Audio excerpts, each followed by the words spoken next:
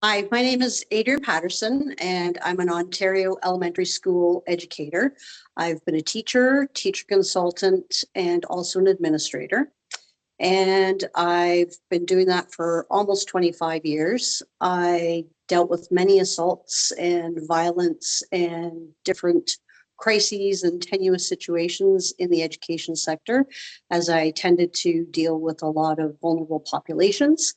I was a behavior teacher for a while as well. And in the course of my duty as a vice principal, supporting my staff, dealing primarily with special needs students, I ended up assaulted and had 2 head injuries that happened in a short period of time, which the trauma and the violence that I was dealing with in my job, the stress, the crises, the sheer amount of things I had to do in a day, I did end up with a diagnosis of PTSD concurrently with my head injuries that happened at school.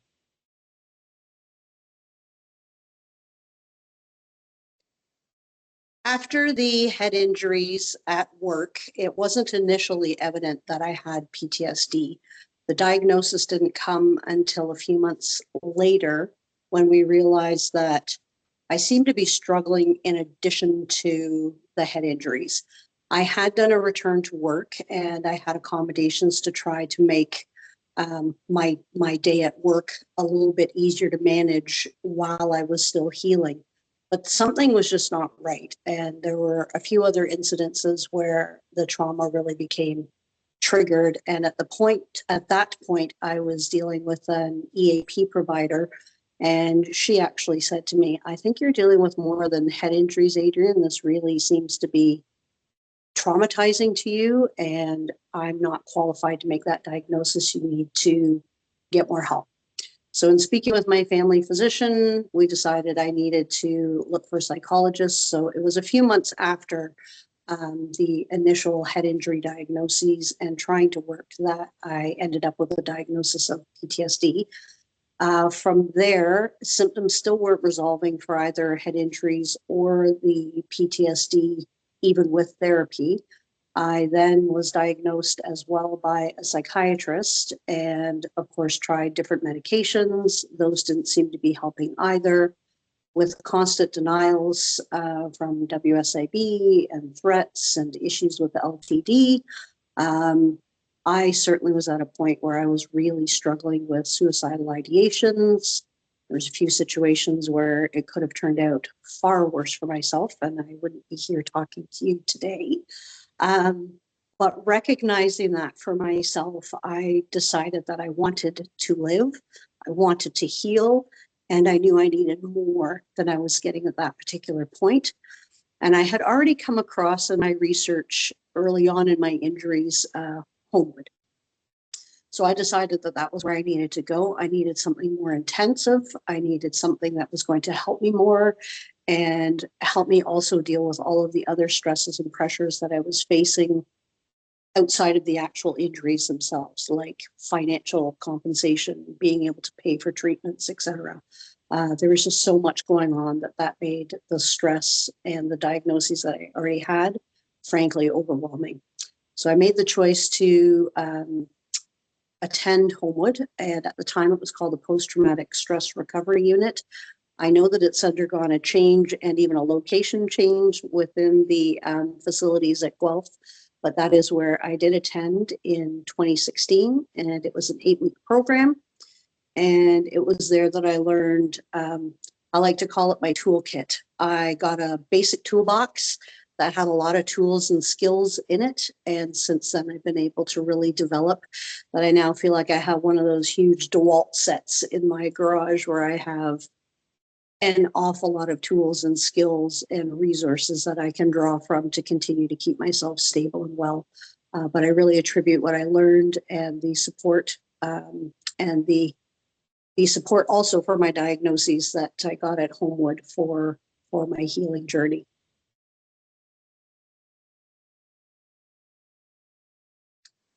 I certainly can't answer that for everyone, but I know for me, the most difficult thing was that I was going to have to be away from home, where at the time that was about the only place I felt safe and had what I needed to try to heal and recover. So being away from home was a huge barrier for me to try to accept that I had to jump that hurdle in order to get well. I also had to deal with that the acceptance that I needed more help didn't mean that I was a loser and that I wasn't worthwhile, but that was exactly why I needed to go.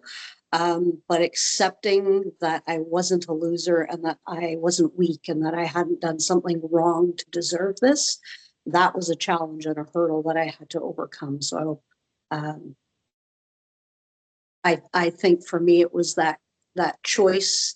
As I mentioned earlier in one of the questions, that I had to reckon with myself that I really needed more help and what I was doing to try to heal wasn't working and something more intensive was needed. And once I was able to really take a look at the fact that I just needed more support, it made it an easier choice to take on going into a facility that I had never imagined I would need to avail myself of.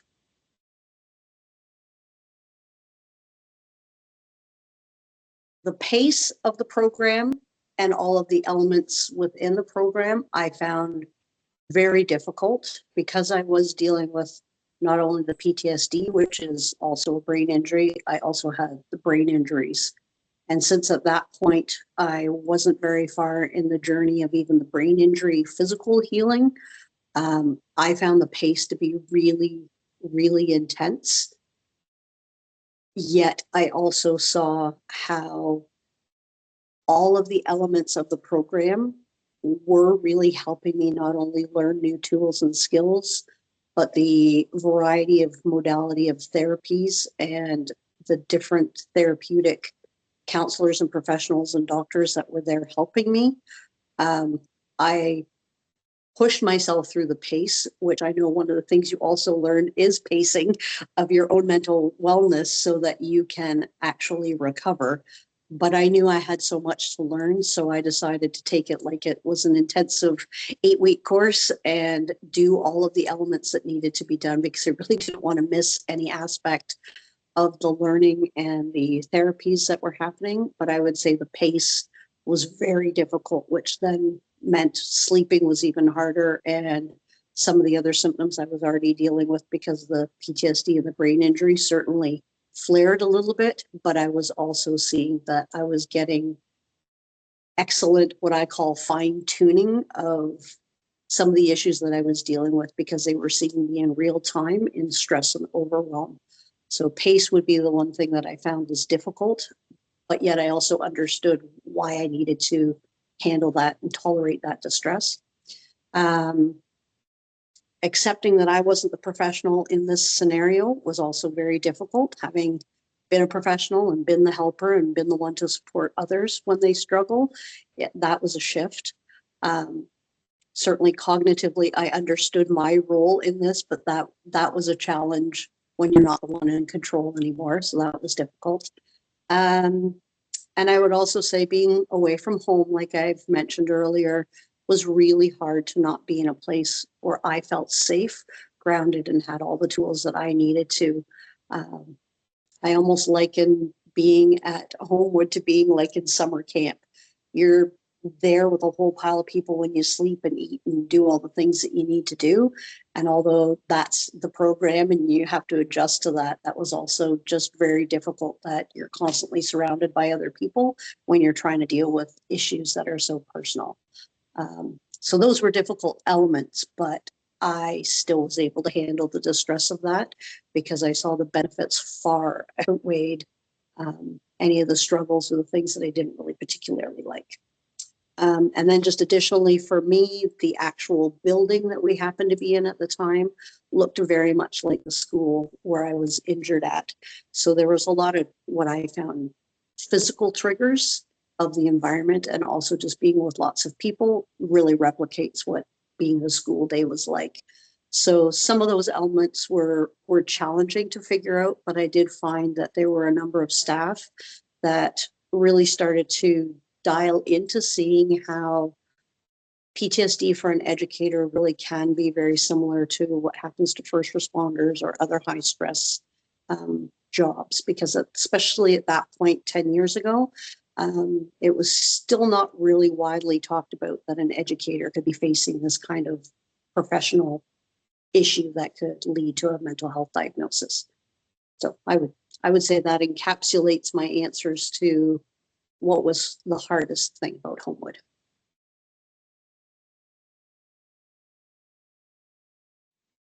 For me, what I was hoping to achieve at Homewood and in any of the therapies and any of the appointments that I was going to even prior to Homewood with any of my healthcare providers was to stabilize. I wanted to be able to manage my own healthcare and be independent.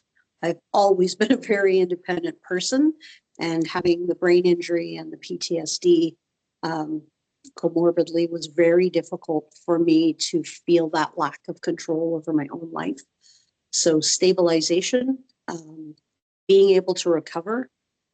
I have been a person in my life to be self-aware and to try to recognize when I need more support or if there's anything that I need to identify in my life. So I would say Homewood really helped with some of those self-recognition tools of how to recognize when you're struggling before it gets too big. So for me, recovery meant being able to be stable, being able to recognize when I need to insert and use those tools and skills, or have more appointments with my professionals if I'm really struggling with something, not being afraid to reach out and utilize the resources that are at my disposal. And I would say that that is the biggest joy, and I will use that word for me, is knowing that with all of the supports that I have received, not only at Homewood, but through my own team, that is where I feel great confidence in knowing that I'm stable and that it's within my power and control, as long as I continue to do what I need to keep myself both physically and psychologically well, that those tools really do work. And additionally, PTSD is very isolating. And I would say that the other thing that recovery and wellness means to me is the ability to reconnect with people that are important to me, whether it's my family or my friends or even just other humans. And I feel like through this journey, I have experienced so much that this is now my joy, is to be able to help other people see that you can be gravely ill, and with support, time, and management of all of the issues that you're facing, there can be reconnection and relationships that bring great joy.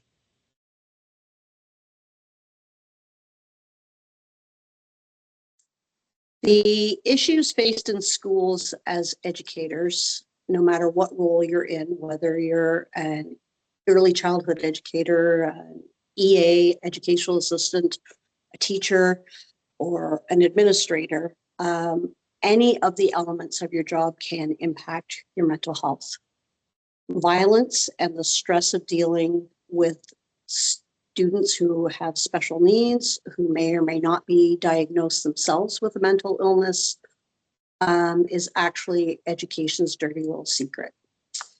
I feel like there's a true lack of supports for staff, and the issues are often swept under the rug, as students always seem to be more important than the staff's wellness.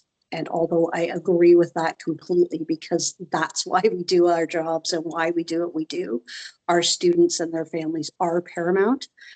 However, it is equally important for the educator to be well. We can't help our students if we aren't well ourselves. Now, where I feel that's even more important is there's an awful lot of literature to prove that students can't learn if they don't feel safe.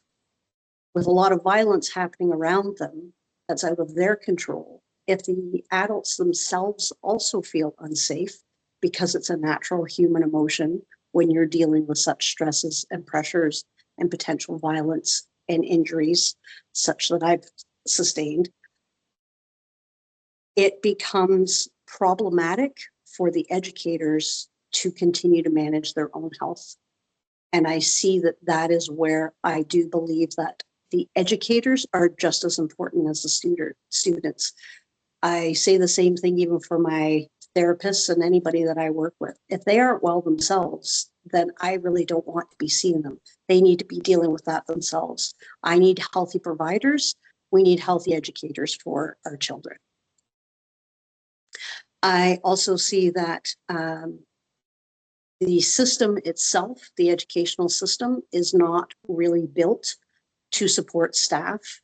And although we have wellness officers in our school boards now, I feel like a lot of the information that's available is just given in links. For example, you can go to Homewood Health and find out how to manage your mental health.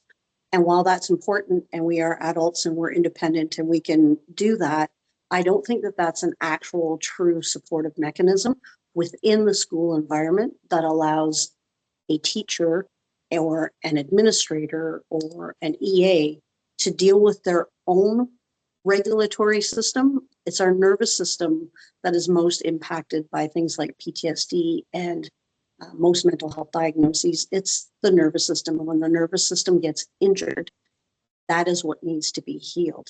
And if that is the problem, then if you don't have mechanisms within a work environment that support a staff member to be able to regulate and come back to be dealing with high stress situations, that to me is a recipe for failure. And that is where I think a lot of work can be done in the education system itself, is to give true supports to their staff so that we can continue to be as strong and healthy as possible to deal with the true issues that are happening in our schools today.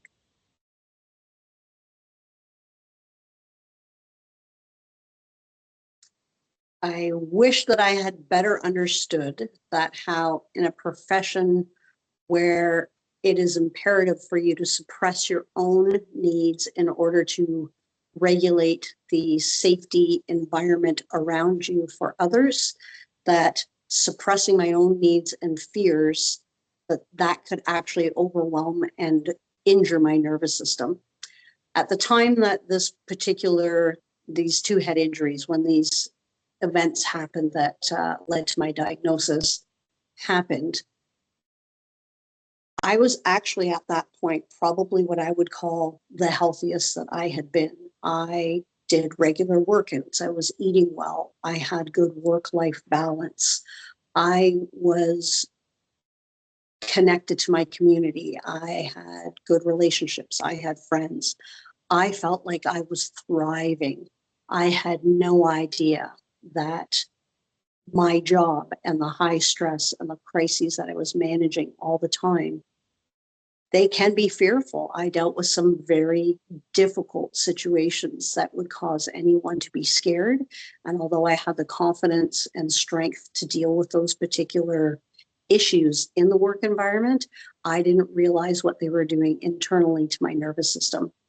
And had I known that having a healthy lifestyle doesn't guarantee that this won't happen to you, I just wish I had known that. Maybe there was something else I could have done or could have asked for within the work environment. I'm not really sure. As I mentioned in a previous question, I really do think the education system needs a bit of an overhaul, not only for our students, but for the safety of our staff as well. I wish I had listened better to some of my body cues to be aware of when the stress was impacting my health or relationships, and to get treatment and support early and learn other skills to deal appropriately with the symptoms of compassion fatigue.